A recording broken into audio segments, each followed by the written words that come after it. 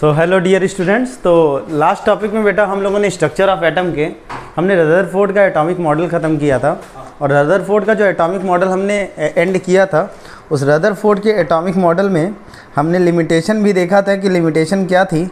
Limitation उनकी क्या थी कि उसी समय मैक्सवेल की इलेक्ट्रोमैग्नेटिक थ्योरी आई थी, और मैक्सवेल की जो इलेक्ट्रोमैग्नेटिक थ्योरी थी उसके अकॉर्डिंग कोई भी चार्ज पार्टिकल अगर एक्सेलरेटेड मोशन में था तो लगातार एनर्जी लॉस कर रहा था।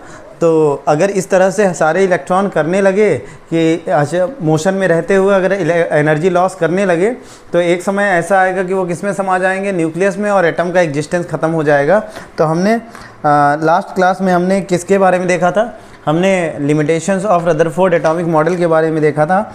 आज हमें बेटा जो टॉपिक देखना है हमें देखना है आपका इलेक्ट्रोमैग्नेटिक रेडिएशन के बारे में। हमने आपको कहा था कि मैक्सवेल की इलेक्ट्रोमैग्नेटिक थ्योरी ही तो थी जो किसको फेल कर दी थी, जो रदरफोर्ड को क्या कर दी थी, रदरफोर्ड के एटॉमिक मॉडल को फेल कर दी थी, रदरफोर्ड के एटॉमिक मॉडल को फेल कर दी थी। साथ में इनके लिए बहुत सारे वो जो मेन जो लिमिटेशन था वो तो मैंने आपको बता दिया था। साथ में इसके बावजूद वहाँ पास ड्यूअल बिहेवियर ऑफ मैटर का भी उन्होंने जिक्र नहीं किया था, लाइन स्पेक्ट्रम ऑफ हाइड्रोजन का भी जिक्र नहीं किया था। तो ये सब चूँकि फर्दर डिस्कवरी थी इसलिए मैं उसको लिमिटेशन में नहीं लेता हूँ। लिमिटेशन उनका यही था कि उसी समय आपका क्या हुआ था, मैक्सवेल की इलेक्ट्रोमैग्नेटिक थ्योरी आई थी जो कि क्या कर दिया था, मैक्सवेल की इलेक्ट्रोमैग्नेटिक थ्योरी आपका रदरफोर्ड के एटॉमिक मॉडल का क्या बन गया था बेटा, ड्रॉबैक बन गया था। तो आओ हम लोग आज उस इलेक्ट्रोमैग्नेटिक थ्योरी के बारे में जान लेते हैं।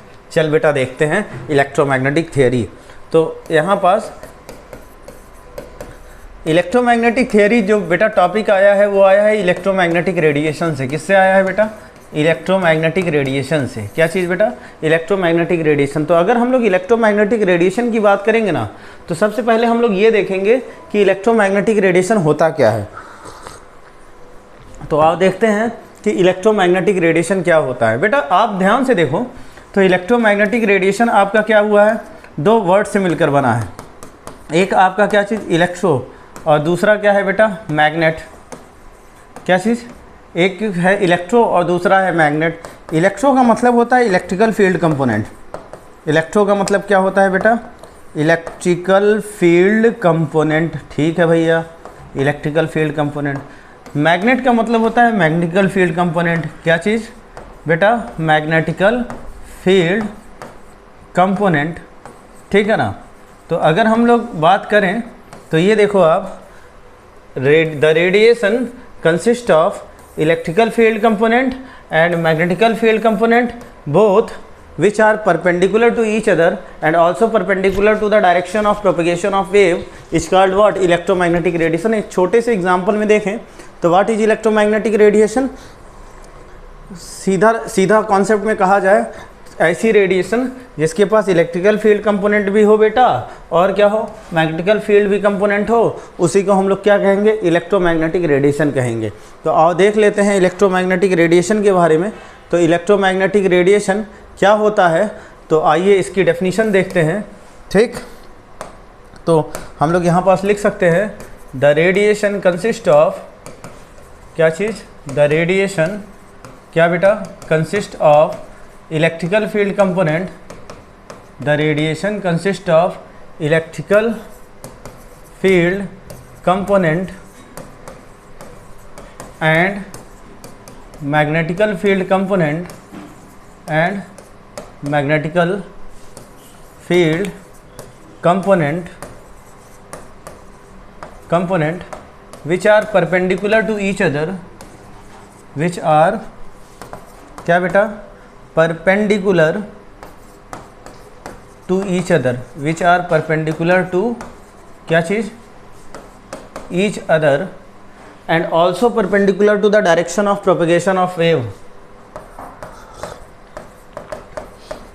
and also perpendicular to the propagation of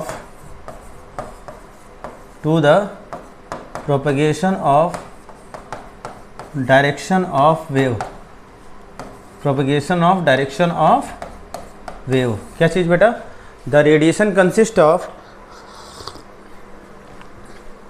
electrical field component and magnetical field component both, ठीक है ना, magnetical field component both which are perpendicular to each other and also perpendicular to the direction of propagation of wave, ठीक है ना। ऐसी radiation जिसके पास electrical field component भी हो, मैग्नेटिकल फील्ड कंपोनेंट भी हो, both are perpendicular to each other, दोनों एक दूसरे के परपेंडिकुलर होंगे, and also perpendicular to the direction of propagation of wave. आओ आज तुम्हें 3 डायमेंशनल स्ट्रक्चर में इलेक्ट्रोमैग्नेटिक रेडिएशन दिखाता हूँ, ध्यान से देखना, ठीक है ना। तो बेटा इलेक्ट्रोमैग्नेटिक रेडिएशन की ये रही आपके पास डेफिनेशन। और नेक्स्ट हम लोग देखते हैं कि वास्तव में इलेक्ट्रोमैग्नेटिक रेडिएशन है क्या चीज़ और ये कैसे दिखाई देती है। तो अगर हम लोग यहाँ पास इलेक्ट्रिकल फील्ड कंपोनेंट और मैग्नेटिकल फील्ड कंपोनेंट की बात करेंगे तो आप देखो ध्यान से, ये रहा आपका क्या चीज़, मैंने कहा ये रही आपकी एक्सिस। ये कौन कौन सी एक्सिस है भैया, ये एक्स एक्सिस है और ये वाई एक्सिस है, ठीक है ना। अब यहाँ पास क्या है, हमारे पास इलेक्ट्रिकल फील्ड कंपोनेंट भी है और मैग्नेटिकल फील्ड की भी कंपोनेंट है। ये देखो, ये रहा आपका क्या चीज़, इलेक्ट्रिकल फील्ड कंपोनेंट, ध्यान से देखो, ठीक है ना। ऐसी वेव, ऐसी रेडिएशन जिसके पास इलेक्ट्रिकल फील्ड कंपोनेंट भी हो और मैग्नेटिकल फील्ड कंपोनेंट भी हो, दोनों एक दूसरे के क्या होंगे, परपेंडिकुलर होंगे, and also perpendicular to the direction of propagation of wave, and also perpendicular to the direction of propagation of wave. तो मैंने कहा ये रहा वाई एक्सिस, ये रहा क्या चीज़, एक्स एक्सिस, ये रही आपकी क्या चीज़, ओरिजिन। यहाँ से एक हम वेव निकाल रहे हैं कुछ ऐसे, ये देखो, ये रहा वेव, ठीक है ना। तो यहाँ पास ये रहा वेव, ठीक है ना।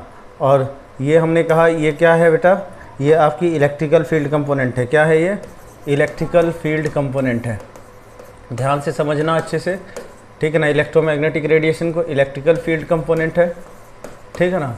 फिर उसके बाद अगर ये इलेक्ट्रिकल फील्ड कंपोनेंट है तो इसमें मैग्नेटिकल फील्ड कंपोनेंट भी तो होगी, इसमें क्या होगी, मैग्नेटिकल फील्ड कंपोनेंट भी तो होगी। Both are perpendicular to each other, both are perpendicular to each other.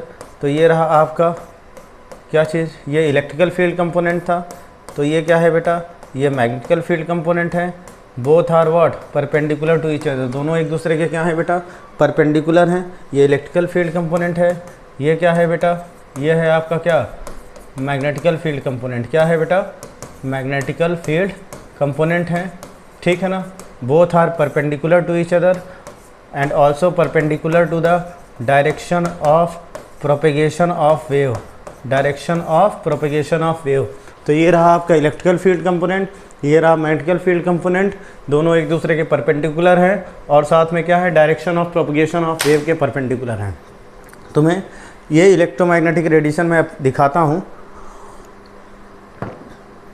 ध्यान से देखना। मैंने कहा ये देखो ध्यान से, ये मेरा हाथ देखो, ये दोनों हैं आपके क्या चीज़, एक दूसरे के परपेंडिकुलर। तो अगर ये एक दूसरे के परपेंडिकुलर हैं तो ध्यान से देखो, ये तुम्हारा इलेक्ट्रिकल फील्ड कंपोनेंट है और ये क्या है बेटा, मैग्नेटिकल फील्ड कंपोनेंट है, ठीक है ना। दोनों कैसे हैं, एक दूसरे के परपेंडिकुलर है। इनको इधर जाना है, किधर जाना है, इधर से इधर जाना है। तो ये इलेक्ट्रिकल फील्ड कंपोनेंट है, ये क्या है, मैग्नेटिकल फील्ड कंपोनेंट है, और ये जो है ये डायरेक्शन ऑफ वेव है। तो आप ध्यान से देखो, तो ये electrical field component, magnetical field component एक दूसरे के परपेंडिकुलर है और also perpendicular to the direction of propagation of wave. ये प्रोपगेशन ऑफ वेव के भी क्या है, परपेंडिकुलर है। ये प्रोपगेट कैसे करती हैं, प्रोपगेट कुछ ऐसे करती हैं, ये देखो, अगर ये इलेक्ट्रिकल फील्ड कंपोनेंट बोल दिया, एक को मैग्नेटिकल फील्ड कंपोनेंट बोल दिया, दोनों एक दूसरे के क्या है, परपेंडिकुलर है। ये कुछ ऐसे रोटेट करती है, ये देखो, देख रहे हो बेटा, ठीक है ना। ये कैसे रोटेट करती है, ये देखो, ये अगर ऐसे रोटेट कर रही है वेव, तो यहाँ पास ये वाली जो वेव है ये ऐसे रोटेट करेगी, ये देखो, ये कैसे रोटेट करेगी, ऐसे। यानी अगर जब दोनों रोटेट करेंगे एक साथ तो दोनों एक दूसरे से कोलाइड भी नहीं होंगे। देखो कैसे, ये अगर ऐसे रोटेट कर रही है तो ये ऐसे जा रही है, ये अगर ऐसे रोटेट कर रही है तो ये ऐसे जा रही है, देख रहे हो आप, ठीक है ना। फिर से देखो, अगर ये ऐसे रोटेट कर रही है तो ये ऐसे जा रही है, ये ऐसे जा रही है तो ये ऐसे जा रही है, ऐसे जा रही है तो ये ऐसे जा रही है। तो दोनों एक दूसरे के परपेंडिकुलर हैं और also perpendicular to the direction of propagation of wave, ठीक है ना। तो ऐसी वेव्स को हम लोग क्या कहते हैं बेटा, इलेक्ट्रोमैग्नेटिक रेडिएशन कहते हैं। क्या कहते हैं बेटा, इलेक्ट्रोमैग्नेटिक, क्या कहते हैं, इलेक्ट्रोमैग्नेटिक रेडिएशन कहते हैं। आ रही बात समझ में, ठीक है ना। इलेक्ट्रोमैग्नेटिक रेडिएशन, क्लास 9th में इलेक्ट्रोमैग्नेटिक रेडिएशन से रिलेटेड, वेव से रिलेटेड आपने कुछ टॉपिक्स पढ़े होंगे, ठीक है। कोरोना पीरियड था, बहुत सारे स्कूलों में पढ़ाया गया, बहुत सारे स्कूलों में नहीं पढ़ाया गया। तो चलो ये जो हमने वेव्स बनाई है ना, वेव्स के बारे में थोड़ा सा हम लोग जान लेते हैं। तो हमें क्या देखना है बेटा, हमें देखना है टर्म्स रिलेटेड टू वेव। क्या चीज़? Terms related to wave. बहुत काम देने वाला है ये टॉपिक, बहुत इंपॉर्टेंट टॉपिक चल रहा है आपका, terms related to wave. Terms related to wave में हमें देखना है वेवलेंथ। हमें क्या देखना है बेटा? वेवलेंथ देखना है। हमें देखना है आपका फ्रीक्वेंसी। क्या देखना है बेटा? फ्रीक्वेंसी देखना है। हमें देखना है क्या चीज़? Time period. क्या देखना है?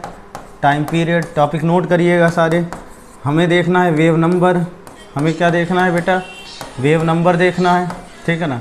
हमें देखना है क्या चीज़? आपका वेलोसिटी ऑफ रेडिएशन के बारे में या वेलोसिटी ऑफ लाइट के बारे में, ठीक है ना। और हमें क्या देखना है? हमें देखना है टाइम पीरियड के, सॉरी, हमें देखना है एम्पलीट्यूड के बारे में। किसके बारे में देखना है? एम्पलीट्यूड के बारे में देखना है। आ रही बात समझ में? तो हमें ये कुछ टर्म्स हैं, इन वेव से रिलेटेड पढ़ना है। शायद आप लोग जानते भी होंगे, लेकिन अभी मैं आपको रिवाइज करा दे रहा हूँ, क्योंकि ये आगे बहुत काम देने वाले हैं। क्योंकि इन्हीं से रिलेटेड जितने भी आपके न्यूमेरिकल्स हैं, वो सारे न्यूमेरिकल्स आपके, ये जितने भी न्यूमेरिकल्स हैं वो आपके पूरे के पूरे क्या हैं? इन्हीं से रिलेटेड हैं। किससे? Wavelength, frequency, time period, wave number, velocity और एम्पलीट्यूड, ठीक है ना। देखना ध्यान से। अब हमने क्या कहा? इलेक्ट्रोमैग्नेटिक रेडिएशन क्या होता है? The radiation consist of electrical field component and magnetical field component both and also perpendicular to the direction of propagation of wave. अब इन टर्म्स को जानते हैं बेटा। तो अगर हम लोग टर्म्स को देखेंगे तो सबसे पहले हम लोग इन टर्म्स में हम लोग सबसे पहले मैं तुम्हें बताने जा रहा हूँ किसके बारे में? टाइम पीरियड के बारे में। किसके बारे में? टाइम पीरियड के बारे में। तो एक तरफ हम लोग वेव बना लें क्या? चलो बना लेते हैं। ये भैया वेव रहा, ठीक है ना। ये कुछ इस तरीके से वेव है, ठीक है ना। चलो ये रहा वेव। तो यहाँ एम्पलीट्यूड जो होता है, सॉरी, यहाँ पास हमें पहले देखना था किसके बारे में? हमें यहाँ पास किसके बारे में देखना था? हमें यहाँ पास किसके बारे में देखना था? पहले हमें एम्पलीट्यूड के बारे में देखना था। तो अगर हम लोग यहाँ पास पहले एम्पलीट्यूड के बारे में देखें तो यहाँ पास एम्पलीट्यूड क्या होता है और देख लेते हैं। एम्पलीट्यूड क्या होता है? जो ये बेटा अब ध्यान से देखो, यहाँ पास ये जो एलिवेशन दिखाई दे रहा है वेव में, ये जो एलिवेशन दिखाई दे रहा है, ठीक है ना, ये उठा हुआ पोर्शन दिखाई दे रहा है, इसको एलिवेशन और हम्प बोलते हैं। क्या बोलते हैं बेटा?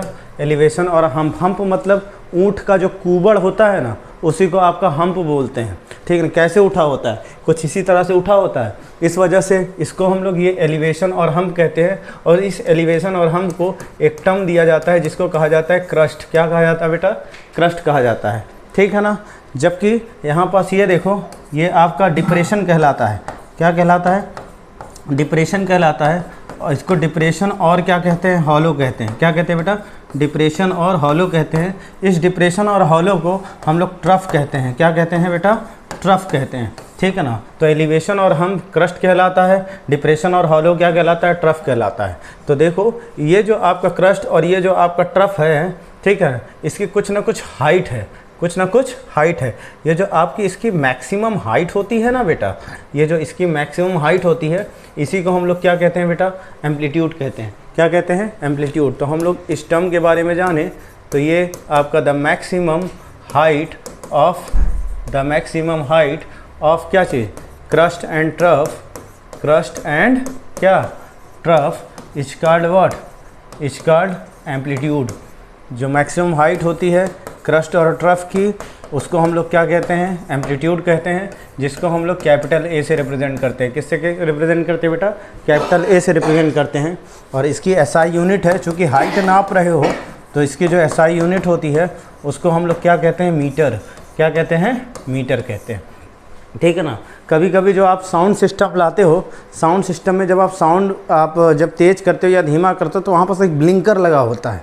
जो वो ब्लिंकर जो अप एंड डाउन होता है, जो लाइटिंग लगी होती है, जो अप एंड डाउन होता है, साउंड तेज़ आ रहा है तो अप हो जा रहा है, साउंड जब धीमे आता है तो वो डाउन हो जाता है। तो वो जो आपका जो ब्लिंकर लगा होता है लाइट का, वो एक्चुअली बेटा एम्पलीट्यूड को ही रिप्रेजेंट करता है। जब साउंड तेज़ होती है तो crust, height of crust and trough बढ़ जाता है यानी एम्पलीट्यूड बढ़ जाता है, और जब साउंड धीमा होता है तो ये एम्पलीट्यूड क्या हो जाता है, कम हो जाता है, जो कि उस ब्लिंकर से हमें समझ में आता है। ठीक है ना, तो ये हम लोग नॉर्मली घर में भी देखते हैं। ठीक है ना, वो वेव्स की ही हाइट को रिप्रेजेंट कर रहा होता है, वो वेव्स की ही एम्पलीट्यूड को रिप्रेजेंट कर रहा होता है। तो ये क्या है बेटा, पहला टर्म जो जुड़ा हुआ था आपका वेव से वो क्या था, एम्पलीट्यूड। एम्पलीट्यूड क्या होता है, the maximum height of crust and trough. और नेक्स्ट देखते हैं इसके बाद हम लोग वेवलेंथ के बारे में। किसके बारे में, वेवलेंथ के बारे में। ये रहा, ठीक है ना। तो अगर हम लोग वेवलेंथ के बारे में देखेंगे तो मैंने कहा ये एक क्रस्ट है, ठीक है ना, और ये एक क्या है बेटा, ट्रफ है। ये एक क्रस्ट है और एक ये ट्रफ है, ठीक है ना। तो यहाँ पास जो एक क्रस्ट, एक कंजिक्यूटिव मतलब लगातार आने वाला, एक कंजिक्यूटिव क्रस्ट और एक कंजिक्यूटिव ट्रफ जब आपस में मिला लेते हैं, एक कंजिक्यूटिव क्रस्ट और एक कंजिक्यूटिव ट्रफ जब आप आपस में मिला लेते हैं तो इसी को वन वेव कहा जाता है। क्या कहा जाता है बेटा, वन वेव। तो पहले हम लोग वेव जान लें, फिर वेवलेंथ देखते हैं। वेव क्या होता है, वन कंजिक्यूटिव मतलब होता है लगातार आने वाला, one consecutive crust and trough, ठीक है ना, is called what, one wave. इसी को क्या कहा जाता है बेटा, वन वेव कहा जाता है। एक कंजिक्यूटिव क्रस्ट और ट्रफ क्या कहलाता है बेटा, वन वेव कहलाता है। एक कंजिक्यूटिव क्रस्ट और ट्रफ, इसके कॉल को रिसीव कर लीजिए, बोल दीजिए क्लास ले रहे हैं, लाइव क्लास, ठीक है ना। वन कंजिक्यूटिव क्रस्ट और ट्रफ क्या कहलाता है बेटा, वन वेव कहलाता है, ठीक है ना। एक क्रस्ट और एक ट्रफ अगर मिलाया जाए तो उसको हम लोग क्या कहते हैं, वन वेव कहते हैं। और अगर हम लोग यहाँ पास इस वेव की बात करें, ठीक है ना, इस वेव की जो लेंथ होती है, ठीक है ना, वेव की जो लेंथ होती है उसी को क्या कहा जाता है बेटा, वेवलेंथ कहा जाता है। तो यानी अगर हम लोग इसी से जुड़ा हुआ, वेव से जुड़ा हुआ जो टर्म है उसको हम लोग क्या कहते हैं बेटा, वेवलेंथ कहते हैं। और वेवलेंथ को लैम्डा से रिप्रेजेंट करते हैं। बहुत ध्यान से समझना, क्योंकि ये टर्म्स आपके पूरे के पूरे स्ट्रक्चर ऑफ एटम के न्यूमेरिकल्स को सॉल्व करवा रहा है, ठीक है ना। इसीलिए मैं आपको 9th की चीज़ें, छोटे छोटे टॉपिक जो रिवाइज करा रहा हूँ उसको ध्यान से देखिएगा। तो वेवलेंथ की अगर हम लोग बात करें, वेवलेंथ को किससे रिप्रेजेंट करते हैं बेटा, लैम्बडा से। किससे, लैम्बडा से। इस सिंबल का नाम है लैम्बडा, उल्टा वाई, इसी को क्या कहा जाता है, लैम्बडा कहा जाता है। तो अगर हम लोग बात करें वेवलेंथ की तो the maximum distance travelled by the wave, travelled by क्या चीज़, wave, is called what, travelled by wave is called what, is called wavelength. जो मैक्सिमम डिस्टेंस वेव ट्रेवल करती है उसी को हम लोग क्या कहते हैं, वेवलेंथ कहते हैं। आपने क्लास 10th में आपने पढ़ा था फिजिक्स में एक चैप्टर जिसको हम लोग कहते हैं human I and colourful world. क्या बेटा, human I and colourful world. उसमें आपने देखा था कि जब वाइट लाइट प्रिज्म से पास होती है तो 7 बैंड्स ऑफ कलर में टूट जाती है। उन टॉपिक को भी हम लोग अभी डिस्कस करेंगे जब एटॉमिक स्पेक्ट्रम टॉपिक आएगा। तो उसमें आपने पढ़ा था कि यहाँ पास जो आपके 7 बैंड्स ऑफ कलर होते हैं, जो आपके 7 बैंड्स ऑफ कलर होते हैं, जिसको हम लोग विबग्योर के नाम से जानते हैं। याद है, विबग्योर का मतलब violet, indigo, blue, green, yellow, orange, red, जिसमें आपका रेड की वेवलेंथ सबसे ज़्यादा होती है। क्या होती है बेटा, रेड की वेवलेंथ क्या होती है, मैक्सिमम होती है। और यहाँ पास जो वॉयलेट होता है इसकी वेवलेंथ क्या होती है, मिनिमम होती है, ठीक है ना। तो सबसे ज़्यादा आपका वेवलेंथ क्या होता है, the maximum distance travelled by the wave is called what, wavelength. जो मैक्सिमम डिस्टेंस ट्रेवल करता है वेव उसी को हम लोग क्या कहते हैं, वेवलेंथ कहते हैं। अगर इसकी हम लोग एसआई यूनिट देखें बेटा, क्या देखें, एसआई यूनिट, तो भाई जाहिर सी बात है तुम वेव की लेंथ नाप रहे हो। क्या नाप रहे हो, वेव की लेंथ नाप रहे हो। तो वेव की लेंथ नापोगे तो लेंथ को किस में नापते हैं, आप मीटर में नापते हैं। किस में नापते हैं, मीटर में। और मीटर को किससे रिप्रेजेंट करते हैं, स्मॉल एम से। किससे रिप्रेजेंट करते हैं बेटा, स्मॉल एम से, ठीक है। तो यही रहा वेवलेंथ, वेव से जुड़ा हुआ टॉपिक जिसको हम लोग क्या कहते हैं, वेवलेंथ कहते हैं। अब वेवलेंथ के बाद हम लोग आते हैं किसके बाद, टाइम पीरियड के बाद। किसके पास बेटा, टाइम पीरियड के पास। टाइम पीरियड को हम लोग कैपिटल टी से रिप्रेजेंट करते हैं। किससे रिप्रेजेंट करते हैं, कैपिटल टी से रिप्रेजेंट करते हैं। अगर हम लोग टाइम पीरियड को अगर हम लोग कैपिटल टी से रिप्रेजेंट करते हैं तो ध्यान से देखना कि टाइम पीरियड क्या होता है। एक वेव को कंप्लीट होने में, एक वेव को कंप्लीट होने में जो तुम्हारा टाइम लगता है उसी को क्या कहा जाता है बेटा, टाइम पीरियड कहा जाता है। तो the time the time taken to complete one wave, the time taken to complete one wave, the time taken to complete one wave is called what, is called time period, is called time period. अगर हम लोग इसकी बात करें, time को किस में नापते हैं, जाहिर सी बात है एसआई यूनिट इसकी क्या होगी, सेकंड। किस में होगी बेटा, सेकंड। सेकंड को किससे रिप्रेजेंट करते हैं, स्मॉल एस से। तो भैया जो एक वेव को कंप्लीट होने में जितना टाइम लगता है उसी को हम लोग क्या कहते हैं, टाइम पीरियड कहते हैं। क्या कहते हैं बेटा, टाइम पीरियड कहते हैं। एक वेव को कंप्लीट होने में जितना टाइम लग जाए वो आपका क्या कहलाता है, टाइम पीरियड कहलाता है भैया। ठीक है, तो आओ हम लोग देखते हैं यहाँ पास नेक्स्ट आपका जो टॉपिक है वो है आपका फ्रीक्वेंसी। क्या है बेटा, फ्रीक्वेंसी। तो अगर हम लोग यहाँ पास फ्रीक्वेंसी की बात करेंगे तो फ्रीक्वेंसी को आपने क्लास 9th में पढ़ा होगा, एफ से रिप्रेजेंट करते हैं। नहीं बेटा, एफ से उसको रिप्रेजेंट नहीं करते, उसको रिप्रेजेंट करते हैं न्यू से। किससे, न्यू से। न्यू का सिंबल ऐसे होता है, आप वी बनाओ और इसको ऐसे मोड़ दो, ये क्या कहलाएगा, आपका न्यू कहलाता है। क्या चीज़, न्यू। फ्रीक्वेंसी को किससे रिप्रेजेंट करते हैं, न्यू से रिप्रेजेंट करते हैं। तो फ्रीक्वेंसी अगर हम लोग देखें तो फ्रीक्वेंसी क्या होता है, आओ देख लेते हैं। फ्रीक्वेंसी होता है क्या चीज़, हाँ, the number of waves per second, the number of waves per second is called its frequency, is called its frequency, is called its frequency. ठीक है ना, जो एक सेकंड में जितनी वेव्स प्रोड्यूस हो जाती हैं उसी को क्या कहा जाता है बेटा, फ्रीक्वेंसी कहा जाता है। क्या कहा जाता है, frequency. The number of waves per second is called what, is called its frequency. और फ्रीक्वेंसी को किससे रिप्रेजेंट करते हैं बेटा, न्यू से। कैसे रिप्रेजेंट करते हैं, न्यू से। कभी भी मैं अगर फ्रीक्वेंसी लिखूंगा तो मैं v को ऐसे मोड़ दूंगा, और कभी भी मैं वेलोसिटी लिखूंगा तो केवल मैं v लिखूंगा। इस चीज़ का ध्यान रखना। ठीक, तो यानी आपका एक सेकंड में जितनी वेव्स प्रोड्यूस हो जाएं उसी को क्या कहते हैं हम लोग बेटा, फ्रीक्वेंसी कहते हैं। अब तुम ध्यान से देखो तो क्या टाइम पीरियड और फ्रीक्वेंसी में कोई टर्म रिलेट कर रहा है।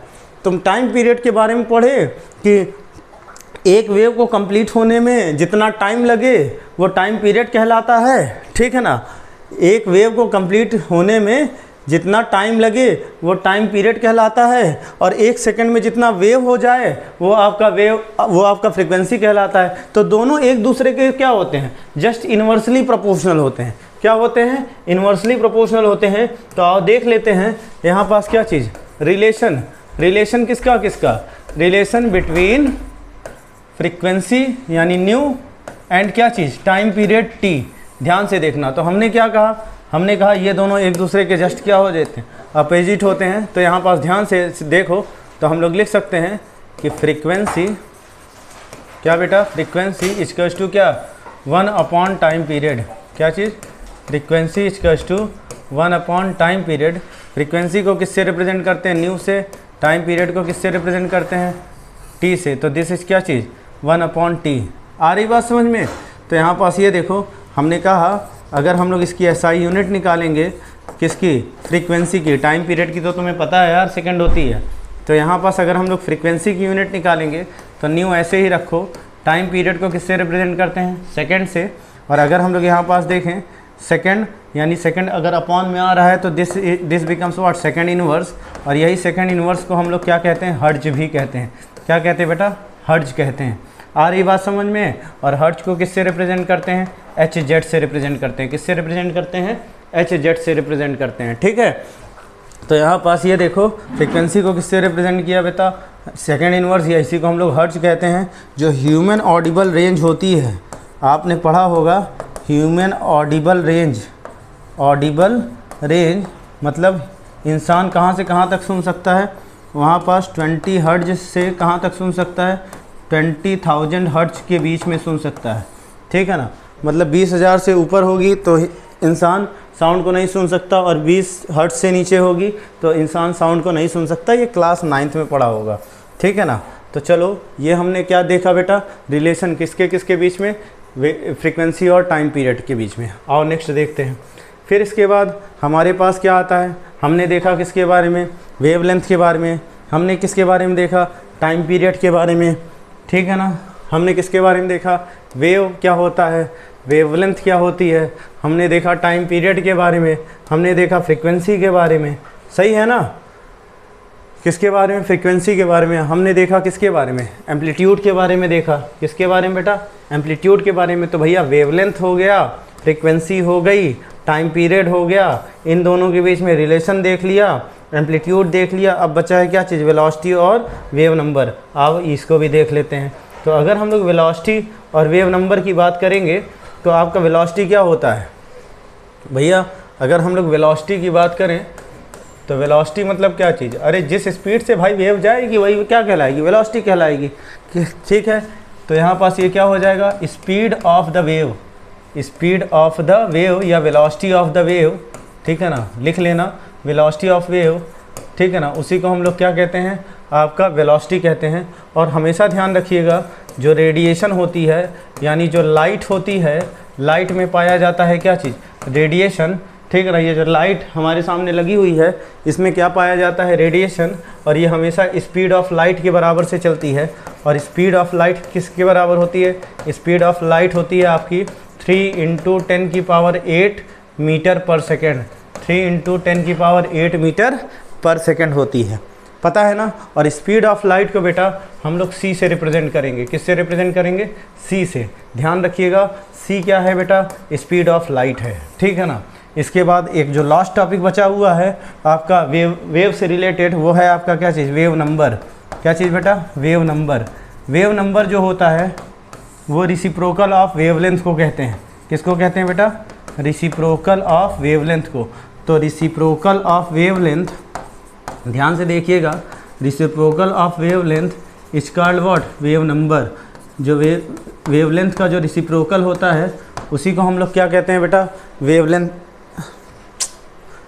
रिसिप्रोकल ऑफ वेवलेंथ जो होता है इसी को हम लोग क्या कहते हैं बेटा, वेव नंबर कहते हैं। क्या कहते हैं, वेव नंबर कहते हैं। यानी हम लोग इसको अगर लिखना चाहें तो कुछ ऐसे लिख सकते हैं, ध्यान से देखो। ठीक है, कि भैया वेवलेंथ, वेव नंबर, ठीक है, वेव नंबर इक्वल्स टू क्या चीज़, 1 वेवलेंथ। क्या चीज़, 1 वेवलेंथ। ठीक है ना। वेव नंबर को न्यू बार से रिप्रेजेंट करते हैं। न्यू से फ्रीक्वेंसी को रिप्रेजेंट करते हैं और न्यू बार से किसको रिप्रेजेंट करते हैं, वेव नंबर से। और लेमडा क्या है, वेवलेंथ क्या है आपका, लेमडा। सही है ना। तो ये रहा आपका क्या चीज़, वेव नंबर। तो अगर मैं इसकी एसआई यूनिट निकालूँ, क्या निकालूँ बेटा, एसआई यूनिट। तो एसआई यूनिट यहाँ पास क्या है, एसआई यूनिट यहाँ पास आपका वेव नंबर का निकालना है भैया, निकाल लो। ये वेव नंबर, लेमडा यानी वेवलेंथ को किससे मेजर करते हैं, मीटर में। तो ये रहा मीटर। ठीक है ना। तो अगर यहाँ पास ये रहा अगर मीटर, तो इसको हम लोग क्या लिख सकते हैं, मीटर इनवर्स। क्या लिख सकते हैं बेटा, मीटर इनवर्स। तो ये किसकी यूनिट आ गई, एसआई यूनिट किसकी आ गई, वेव नंबर की। ठीक है ना। तो हमने वेव से रिलेटेड आपको जितने भी टर्म्स थे वो हमने समझाए, क्या क्या थे, एम्पलीट्यूड थे, वेवलेंथ थे, फ्रीक्वेंसी थे, टाइम पीरियड था। टाइम पीरियड के बाद आपका क्या था, वेलोसिटी था। ठीक है ना। वेलोसिटी के बाद क्या था, फ्रीक्वेंसी था। हमने ये भी देखा कि फ्रीक्वेंसी और टाइम पीरियड के बीच में क्या रिलेशन क्या होता है। ठीक है ना। हमने देखा वेलोसिटी, हमने कहा जो रेडिएशन होती है वो स्पीड ऑफ लाइट से चलती है, जिसकी स्पीड कितनी होती है, 3 × 10⁸ मीटर पर सेकेंड होती है भैया। ठीक है, इतना क्लियर है। ठीक है ना। तो ये सारे टॉपिक से रिलेट किससे कर रहे थे, आपका वेव से। ठीक है ना। अब हमें आज जो टॉपिक है, आज का जो टॉपिक है उसका लास्ट टॉपिक पढ़ना है। ठीक है ना। क्या क्या आपका, एक आप रिलेशन, किसका किसका रिलेशन, रिलेशन बिटवीन वेवलेंथ यानी लेमडा, ठीक है ना, फ्रीक्वेंसी यानी न्यू, और क्या चीज़, वेलोसिटी। किसके किसके बीच में रिलेशन बेटा, लेमडा, वेवलेंथ, न्यू, फ्रीक्वेंसी, और सी स्पीड ऑफ लाइट या स्पीड ऑफ रेडिएशन के बारे में। तो आओ देख लेते हैं हम लोग यहाँ पास रिलेशन निकालना में बहुत आसान है। देखो, मैं वेवलेंथ मतलब डिस्टेंस, फ्रीक्वेंसी छोड़ दो। ठीक है ना। ये क्या है, स्पीड ऑफ लाइट। तो आओ हम लोग समझते हैं कि हमने पढ़ा था डिस्प्लेसमेंट इक्वल टू क्या होता है। ठीक है ना। ये तो पढ़ा था ना क्लास 9th में कि डिस्प्लेसमेंट इक्वल टू क्या होता है, वेलोसिटी अपॉन टाइम। क्या होता है, वेलोसिटी अपॉन टाइम नहीं, गलत। क्या चीज़, वेलोसिटी इनटू टाइम। क्या बेटा, वेलोसिटी इनटू टाइम। ठीक है ना। डिस्प्लेसमेंट किसको रिप्रेजेंट करेगा, वेवलेंथ को। रख दे बेटा, ये रहा वेवलेंथ। ठीक। वेलोसिटी यानी सी क्या है, सी क्या है भैया, वेलोसिटी ही तो है। किसकी वेलोसिटी है? लाइट की। टाइम पीरियड यानी यहाँ पास किसको रिप्रेजेंट करेगा? टी से। ठीक है, इधर ले आओ इधर, चलो ले आते हैं। तो ये हो जाएगा लेमडा अपॉन क्या चीज़? T equals to C. क्या चीज़? Lambda upon T equals to C. तो यानी इसी को तुम ऐसे भी तो लिख सकते हो। ये देखो सी, यहाँ lambda multiplied by 1 upon T. क्या चीज़? C equals to lambda into 1 by T. ठीक है ना भाई, यही तो आएगा। और आपने पढ़ा था बेटा सिंस फ्रीक्वेंसी इक्वल्स टू क्या होता है? 1 upon time period. Frequency equals to क्या होता है बेटा? 1 अपॉन टाइम पीरियड। तो जहाँ 1 अपॉन टाइम पीरियड है वहाँ क्या रख सकते हो तुम? फ्रीक्वेंसी रख सकते हो। रख दो भैया। तो यहाँ पास ये हो गया frequency into lambda equals to C. Frequency equals to lambda into C. तो अगर यहाँ से तुम फ्रीक्वेंसी की वैल्यू निकाले तो it becomes what? C by lambda. क्या चीज़? सी बाई लेमडा। ये आ गया क्या चीज़? रिलेशन। किसके बीच में भैया? लेमडा के बीच में वेवलेंथ, फ्रीक्वेंसी और स्पीड ऑफ लाइट। यही दिख रहा है। कैसे निकाला मैंने? ट्रिक से। कैसे ट्रिक से? भैया डिस्प्लेसमेंट का फॉर्मूला ले लिया। डिस्प्लेसमेंट क्या होता है? Velocity into time. डिस्प्लेसमेंट को किससे रिप्रेजेंट? डिस्प्लेसमेंट मतलब आपका वेवलेंथ, वेलोसिटी मतलब सी, टाइम मतलब टाइम पीरियड। टाइम को उधर ले लिया। अभी पढ़ा था कि 1 अपॉन टाइम पीरियड फ्रीक्वेंसी के बराबर होता है। यहाँ हमें टाइम तो चाहिए नहीं था, इसलिए टाइम को एलिमिनेट करने के लिए 1 बाई टी की जगह क्या रख दिया? फ्रीक्वेंसी रख दिया। जब 1 अपॉन टी की जगह यहाँ पास भैया फ्रीक्वेंसी रखा तो nu into lambda equals to C मिला। और यहाँ से जब न्यू की वैल्यू निकाली तो न्यू इक्वल्स टू क्या मिल गया? सी बाई लेमडा मिल गया। This is the relation between क्या? फ्रीक्वेंसी, स्पीड ऑफ लाइट और क्या? वेवलेंथ। ठीक है ना, ऑफ रेडिएशन। ठीक है, तो बेटा ये सारे टॉपिक्स थे आज के आपके, जो मैंने आपको डिस्कस किए। मैंने बताया आपको इलेक्ट्रोमैग्नेटिक रेडिएशन क्या होता है। मैंने बताया कि इलेक्ट्रोमैग्नेटिक रेडिएशन में जितने जो वेव्स होते हैं उनसे रिलेटेड जो टर्म्स होता है उनके बीच में रिलेशन क्या होता है और वो क्या होते हैं। इसलिए क्योंकि ये बेटा इससे रिलेटेड जितने भी आपके न्यूमेरिकल्स हैं वो सब आपके स्ट्रक्चर ऑफ एटम में भरे पड़े हैं। और अगर ये नहीं आपको अगर कॉन्सेप्ट क्लियर है इसका तो समझ लीजिए आपको न्यूमेरिकल्स सॉल्व करने में बहुत प्रॉब्लम होने वाली है। इसलिए इस लेक्चर को अच्छे से देखिए और देखने के साथ साथ एक अच्छी सी नोट्स बनाइए। ठीक है, नेक्स्ट क्लास में हम इन टॉपिक से रिलेटेड न्यूमेरिकल लेकर आएंगे और न्यूमेरिकल के साथ साथ हम लोग बोर एटॉमिक मॉडल की तरफ बढ़ेंगे। अभी तक रदरफोर्ड का एटॉमिक मॉडल देख लिया था, रदरफोर्ड का ड्रॉबैक देख लिया था। ठीक है ना, नेक्स्ट क्लास में हम लोग क्या बोर एटॉमिक मॉडल लेकर आएंगे और बोर एटॉमिक मॉडल से रिलेटेड बहुत सारे अच्छे concepts, black body radiation, photo electric effect, इन सब से रिलेटेड कॉन्सेप्ट लेकर आएंगे। साथ में न्यूमेरिकल्स को सॉल्व करवाऊंगा। तो अच्छे से इस लेक्चर को देखिए, नोट्स बनाइए। बाकी जहाँ पास आपको कोई डाउट होगा तो आप कमेंट बॉक्स में ज़रूर लिखिएगा। हाँ, एक चीज़ और कि आप जो भी हम लोग की वीडियोज़ होते हैं, ठीक है, उनको आप अपने जो भी दूसरे स्कूल्स के, जो आपके दूसरे स्कूल के और फ्रेंड्स वगैरह जो हैं, उन बच्चों को भी आप शेयर करिए, उनको कनेक्ट करिए, साथ में जोड़िए। ठीक है ना, ताकि सब लोग आप अच्छे से एक अच्छा से नोट्स बनाकर और अच्छा एग्ज़ाम में आप कर सको। ठीक है ना, तो बेटा ठीक है, नेक्स्ट क्लास से मिलते हैं। थैंक यू, जय हिंद।